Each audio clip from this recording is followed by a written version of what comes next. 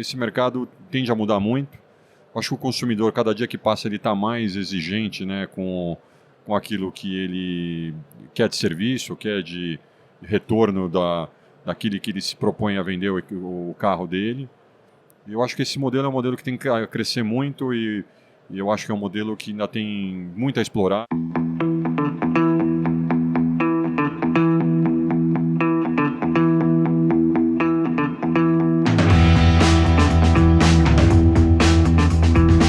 Está aqui direto da FenaBrave 2022 para mais um talk show da Auto Remate Links. Hoje nós vamos falar sobre o mercado C2B. E conosco, os nossos convidados, o Ricardo Lima, founder e CEO da Pagamos Já, e o Rodrigo Santoro, founder e CEO do Superbid Exchange. É isso aí. Legal. Bom, o que vocês estão achando desse evento até essa nossa primeira etapa aqui? Olha, eu acho que o evento é muito válido para que as pessoas possam se encontrar e obviamente, interagir entre elas, né? Eu acho que o mundo hoje é tão dinâmico, né, que as pessoas acabam não podendo encontrar pessoalmente, não poder ter esse contato olho no olho que é tão importante, né? Então, o Ricardo, eu conheço o Ricardo, sei lá, uns 4, 5 anos, né, Ricardo? 4, 5 anos. E a gente está se cruzando aqui novamente, a gente se encontra muito digitalmente, mas muito pouco nas redes sociais, né? É sempre bom para a gente poder trocar experiências e poder estar, de novo, tendo um contato. É sempre importante esses eventos físicos, aí, sem dúvida nenhuma. Então, estava tendo uma expectativa grande, né, com relação à FenaBrave, né, para um evento que há muitos anos tem, né, para o concessionário, para os dealers, para locadoras, enfim, para empresas de tecnologia. E com essa pausa do Covid, né, essa aproximação das pessoas agora está até mais forte, né? E aí, observando a feira hoje, né, observando muita coisa nova, muita empresa nova, com tendências novas, e isso é muito legal para o mercado automotivo, né? Quanto mais criações, mais coisas novas tendo para o mercado, automaticamente as coisas vão acelerar e automaticamente tem resultado, né? E quem acaba ganhando é o próprio consumidor, né? Porque ele passa a ter várias opções que ele não tinha antigamente, né? Então eu acho que o mercado de automóveis, a pandemia veio e ele acelerou um monte de digitalizações, um monte de processos que iriam demorar mais tempo. A pandemia nos ajudou e vem nos ajudando a acelerar tudo isso. Então um evento desse aqui é mais para a gente conhecer as novas iniciativas, poder trocar experiências, encontrar pessoas que a gente não via faz tempo, falar com concorrência e conhecer um pouco do que os outros estão fazendo, contar um pouco do que a gente está fazendo também. Então, acho que isso é super saudável e é bom para o consumidor, é bom para os clientes, é bom para o mercado como um todo, ou seja, quanto maior a competição, mais benefício as pessoas passam a ter e quem acaba ganhando são tanto os consumidores vendedores, né, quanto os consumidores compradores de automóvel acabam ganhando com tudo que está acontecendo e com todas essas mudanças que estão acontecendo no mercado hoje. É isso. Bom, conectando a questão de pandemia, aceleração da digitalização e falando em consumidor e como empoderar ele, fazer com que a vida dele seja mais fácil. Vamos pegar o tema do nosso bate-papo aqui, que é o C2B. Esse é uma maneira de comércio no qual um indivíduo disponibiliza seu produto ou serviço para uma empresa comprar. Para vocês, quais são as suas experiências com essa modalidade de negócio? Eu posso começar. Eu vivo isso há muitos anos, né? E assim, eu vejo cada vez uma mudança maior, né? Você tem alguns mercados aí de pessoas, algumas empresas tomando posições, comprando os automóveis, né? Já com valores pré-estabelecidos, etc.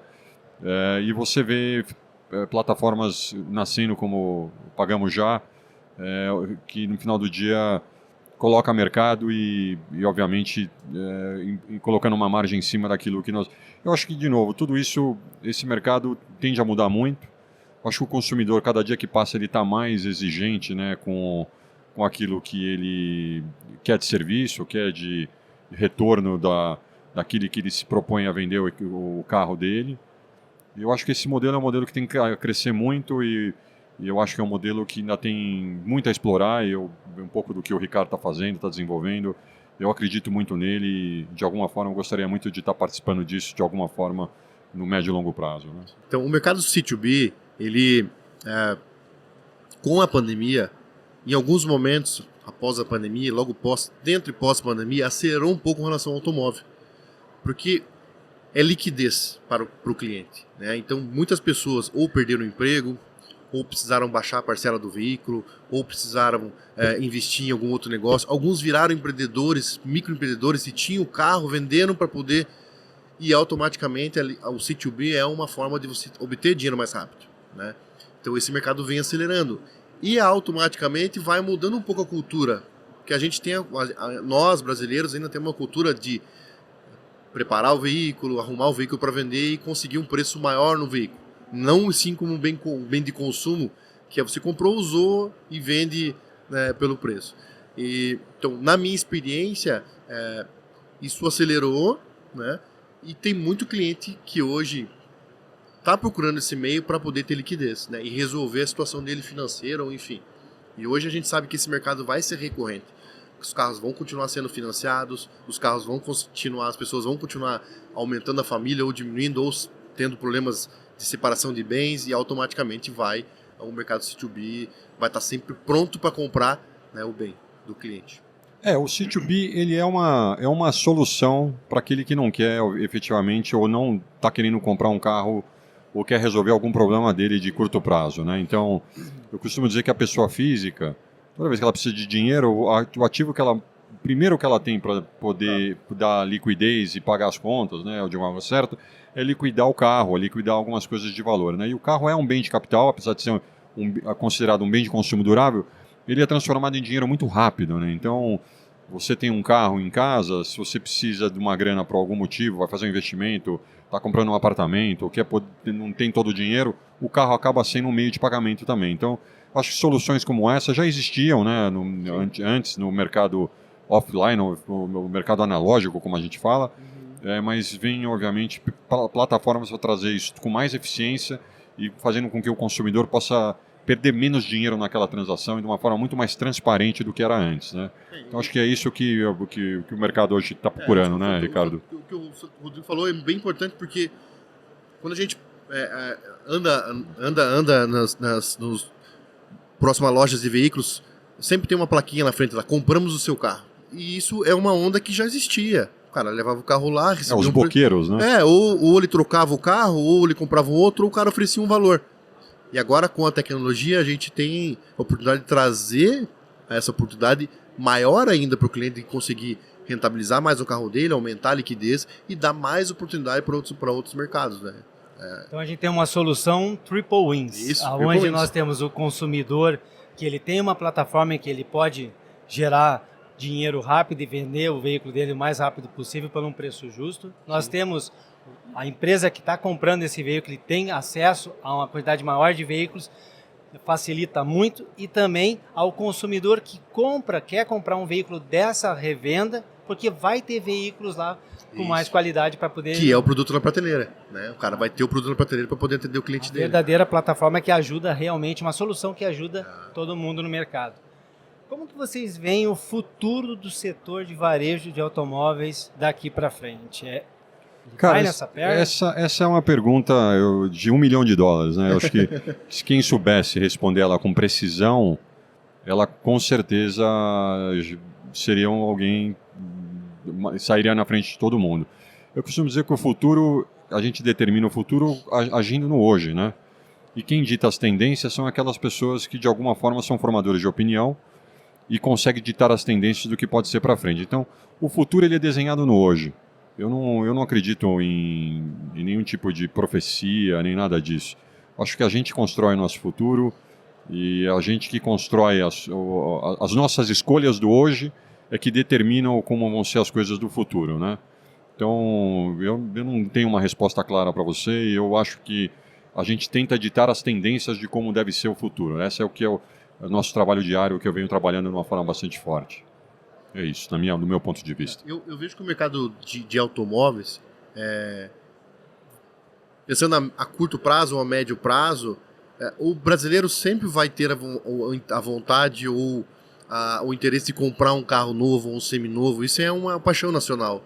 Então, a questão do market share, venda, ou isso vai continuar acontecendo, né? Aí vai entrar agora novas tendências ou novas formas de vender que eu acredito que vai acelerar mais ainda a venda, né?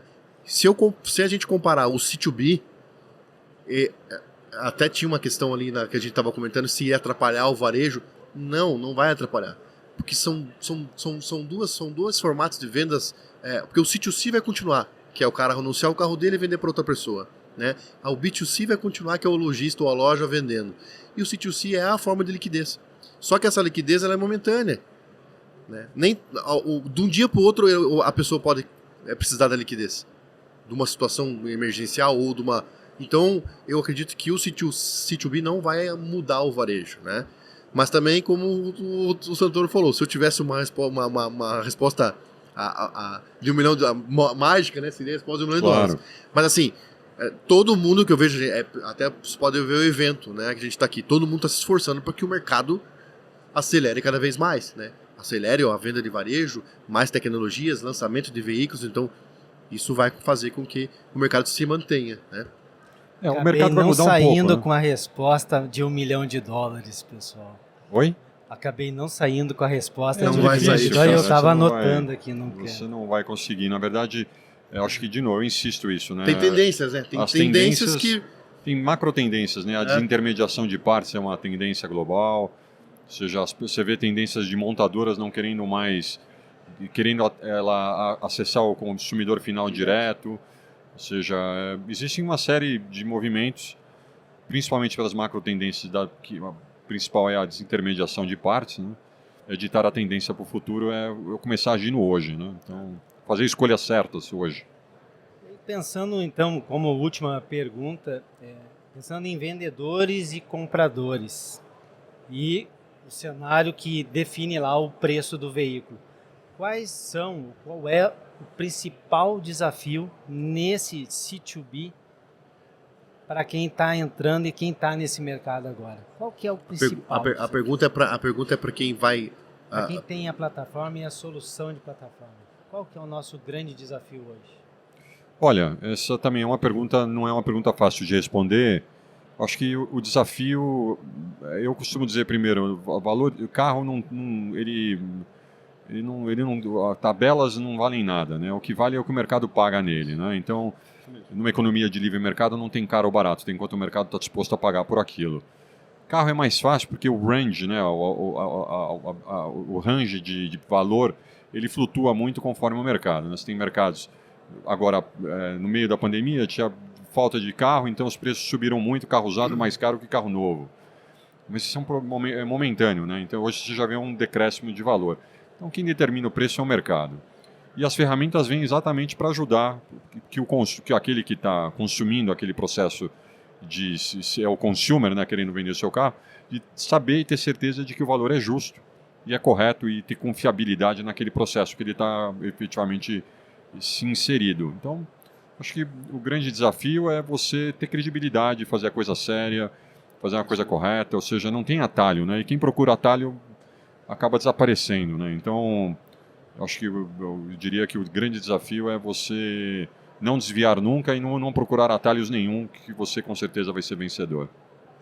Quando o Rodrigo comentou, quando a gente fala em tabelas de preço, né, são médias de estados e médias de transferências, médias de pesquisas de anúncios, e não são médias de realmente vendas realizadas, valores realizados, né? Então, quando a gente fala em venda real mesmo do valor do veículo, é diferente do que está nas tabelas. Zero a gente é um produto tabelado, enfim, mas seminovo cada um tem seu preço. Eu posso ter 2 carros com o mesmo ano, né? Com a mesma cor, com os mesmos acessórios, mas ou ele vai ter quilometragem diferente, ou o piloto era diferente, então ele vai ter o preço conforme a condição no carro dele, e o mercado vai ditar quanto paga naquele carro. Demanda do mercado, avaria do veículo, né, preço do mercado quando ele está. Então, essa é a maior dificuldade, esse acerto de preço, né? E uma outra coisa, quando você está comprando o carro do cliente, é abaixar a expectativa dele e mostrar que o bem dele vale aquilo, né? E não a tabela que ele está vendo como referência, sim o que vale o preço de mercado, que foi o que o Rodrigo falou. Esse é um desafio também, de quebrar esse paradigma, né? Porque a gente tem muito hoje no mercado, eu quero a FIP no meu carro. Não, mas espera lá. Vamos entender o que é o teu carro, né? Vamos entender o que é o teu produto, né? E aí, por isso que esse é o maior desafio de quem vai trabalhar ou vai vender vai comprar ou vender esse tipo de produto. A FIP, na verdade, tem o lado bom e o lado ruim da FIP, né? Então, eu costumo dizer, a FIP existe, né? Ela é muito mais para calcular o imposto IPVA, e o governo tende a querer fazer com que esse preço seja inflado, né? Porque ele quer cobrar mais imposto da população, né? Então, hoje, quando você calcula o IPVA do seu carro, quem calcula o IPVA é a FIP. Então, dependendo do estado, é mais ou é menos, mas São Paulo, por exemplo, é 4% do valor do carro, o valor do IPVA, né? Então, às vezes ela tem distorções, e essas distorções são porque o ente que acaba administrando aquilo tem todo o interesse de inflar o preço daquela tabela, simplesmente porque ele quer cobrar mais imposto do contribuinte, né? Então, a FIP não deve ser considerada uma referência das melhores para o mercado. E ela entra no senso comum, né? Sim, sim. As pessoas veem, o senso comum não, tem a FIP, tô anunciando uma FIP, o fulano não sou eu, também vou vender a FIP, entendeu? Mas não é a referência ideal, principalmente no seminovo. Então a gente está falando que o nosso grande desafio é lidar com a expectativa do proprietário do seminovo, que ele sempre vai atrelar o preço à FIP, e a FIP ela é um norte, não uma verdade absoluta. Não é.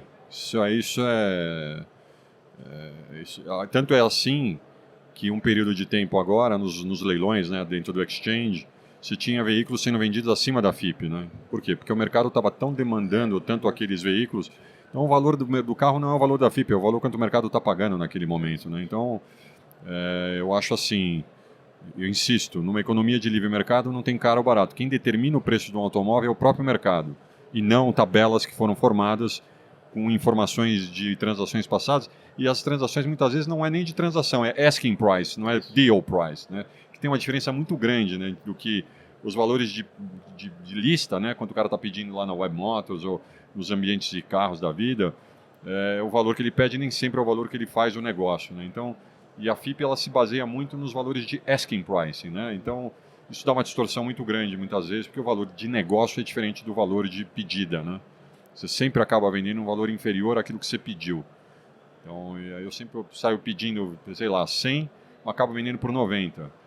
Então, e o valor da FIP lá não reflete isso, né? Então, isso que é importante. Bom, esse foi mais um bate-papo aqui no nosso talk show da Auto Remate, direto do 30º Expo Fenabrave. Quero agradecer muito aqui o Ricardo Lima e o Rodrigo Santoro. Eu que agradeço. Foi um prazer obrigado. Aí perto do Ricardo. Valeu. Obrigado.